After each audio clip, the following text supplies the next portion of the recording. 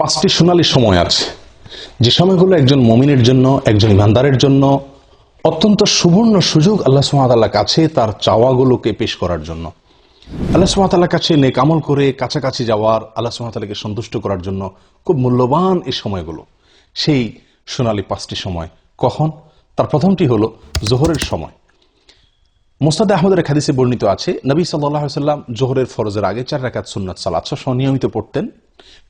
কোন সাহাবী তাকে প্রশ্ন করলেন, ইয়া রাসূলুল্লাহ, আমরা আপনাকে দেখি সবসময় আপনি সালাতটি নিয়মিত আদায় করেন, এই 4 রাকাত সালাত কখনো ছাড়েন না, এর হেতু কি, রহস্য কি? নবী সাল্লাল্লাহু আলাইহি ওয়াসাল্লাম তখন বললেন তাদেরকে যে, দেখো, যখন সূর্য মধ্য আকাশ থেকে, ঠিক আকাশের সেন্টার পয়েন্ট থেকে পশ্চিম দিকে ঢলে পড়ে, অর্থাৎ জোহরের সময় শুরু হয়, তখন আল্লাহ সুবহানাহু ওয়া তাআলা আসমানের সমস্ত দুয়ারসমূহ খুলে দেন, সমস্ত দুয়ারসমূহ খুলে দেন, এবং সেগুলো আর তিনি বন্ধ করেন না জোহরের সালাত শেষ হওয়া পর্যন্ত। ফাউহিব্বু আন ইউসআদা লি ফিহা খায়র, তো আমি চাই, আমার কাছে ভালো লাগে, আমার পছন্দ হয় যে এই সময়ে আল্লাহ যখন আসমানের দুয়ারসমূহ খুলে দেন, এই সময়ে আমার কোনো নেক আমল যেন উপরে ওঠে, সেজন্য আমি নিয়মিত এই 4 রাকাত সুন্নাত আদায় করে থাকি। প্রিয় সম্মানিত ভাই বোনেরা, এখান থেকে আমরা জানতে পারলাম যে আল্লাহ সুবহানাহু ওয়া তাআলা আসমানের দরজাসমূহ, দুয়ারসমূহ খুলে দেন, যে সেই সোনালী সময়গুলোর ভিতরে একটি হলো এই জোহরের সময়টুকু, অর্থাৎ জোহরের ওয়াক্ত শুরু হওয়ার পর থেকে নিয়ে জোহরের সালাত শেষ হওয়া পর্যন্ত এই সময়টুকুতে আল্লাহ সুবহানাহু ওয়া তাআলা আসমানের দুয়ারসমূহ খুলে দেন।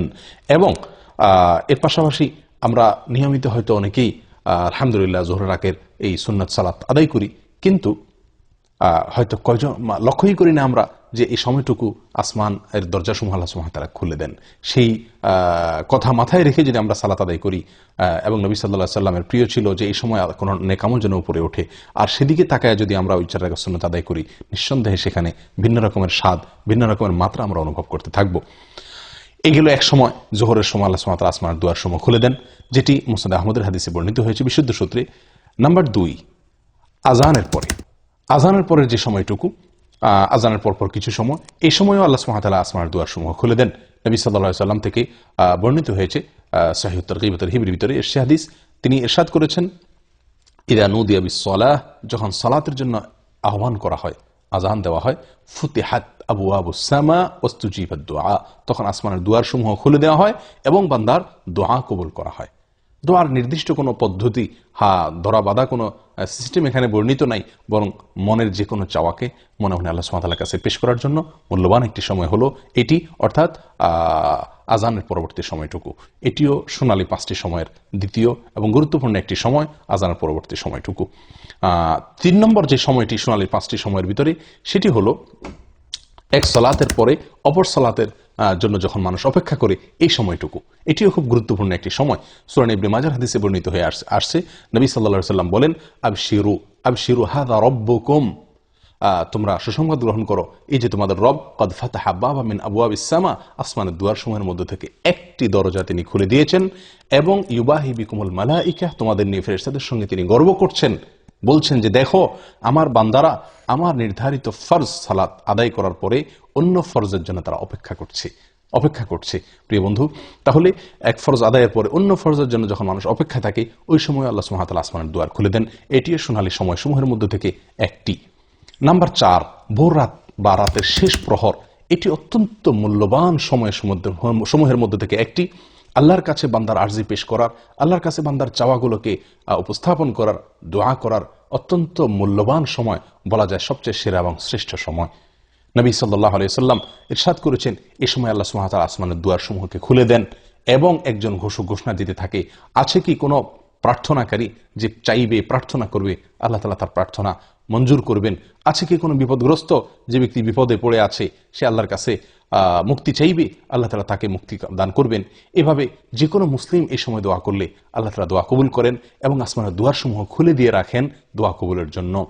তবে 2 শ্রেণী ব্যক্তিকে আল্লাহ তাআলা এই সময় তাদের দোয়া কবুল করেন না। তার ভিতরে হলো, এক ব্যক্তি হলেন যিনি পেশাদার ব্যভিচারিণী মহিলা, সে, আর দ্বিতীয়ত হলো যে লোক ব্যবসায়ীদের কাছ থেকে চাঁদাবাজি করে, ব্যবসায়ীদের কাছ থেকে চাঁদা আরোপ করে অর্থ আত্মসাৎ করে, এই ব্যক্তি এবং পেশাদার ব্যভিচারিণী, এই 2 ব্যক্তি ছাড়া আল্লাহ সুবহানাহু ওয়া তাআলা তাদেরকে তওবা করার পরে তাদেরটাও আল্লাহ তাআলা মাফ করেন। এই 2 ব্যক্তি ছাড়া, এই 2 কাজে লিপ্ত থাকলে, সেই ব্যক্তিরা ছাড়া আর অন্য সময়ের দোয়াকে আল্লাহ তাআলা কবুল করেন এবং আসমানের দুয়ার আল্লাহ তাআলা খুলে দেন। সম্মানিত ভাই বন্ধুগণ, এরপরে 5 নম্বর সোনালী সময় যেটি, সেটি হলো একটি গুরুত্বপূর্ণ দোয়া, যেটিতে আল্লাহ তাআলার বড়ত্ব, আল্লাহ তাআলার প্রশংসা এবং আল্লাহ তাআলার পবিত্রতা বর্ণনা করা হয়ে থাকে। এই বিশেষ ভাষায় যখন আল্লাহ সুবহানাহু ওয়া তাআলার কাছে বান্দা দোয়া করে বা আল্লাহ তাআলার জিকির করে, তখন আল্লাহ সুবহানাহু ওয়া তাআলা আসমানের দুয়ার সমূহ খুলে দেন, যেটি সহিহ মুসলিমে বর্ণিত হয়েছে। আব্দুল্লাহ ইবনে আমর রাদিয়াল্লাহু তাআলা বলেন, একবার নবী সাল্লাল্লাহু আলাইহি ওয়াসাল্লাম সালাত আদায় করছিলেন সাহাবীদেরকে নিয়ে। পিছন থেকে কেউ একজন একটি দোয়া পাঠ করলেন। দোয়াটি হলো এই: আল্লাহু আকবার কবীরা ওয়ালহামদুলিল্লাহি কাসীরা ওয়া সুবহানাল্লাহি বুকরাতাও ওয়া আসীলা। আল্লাহু আকবার কবীরা ওয়ালহামদুলিল্লাহি কাসীরা ওয়া সুবহানাল্লাহি বুকরাতাও ওয়া আসীলা। নবী সাল্লাল্লাহু আলাইহি ওয়াসাল্লাম সালাতের শেষে জিজ্ঞাসা করলেন, মানিল কায়েল, কোন ব্যক্তি এই দোয়াটি পাঠ করলেন? তখন যিনি পাঠ করেছিলেন তিনি বললেন, ইয়া রাসূলুল্লাহ, আমি পাঠ করেছি। নবী সাল্লাল্লাহু আলাইহি ওয়াসাল্লাম তখন বললেন, আমি আশ্চর্যান্বিত হয়ে গেছি, তোমার এই দোয়া পাঠের পর আল্লাহ সুবহানাহু ওয়া তাআলার পক্ষ থেকে আসমানের সমস্ত দুয়ার সমূহ খুলে দেওয়া হয়েছে, এটাকে অভ্যর্থনা জানানোর জন্য, এটাকে ইস্তেকবাল করার জন্য।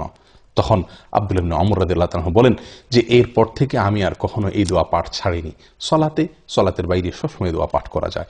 আল্লাহু আকবার কবীরা ওয়ালহামদুলিল্লাহি কাসীরা ওয়া সুবহানাল্লাহি বুকরাতাও ওয়া আসীলা।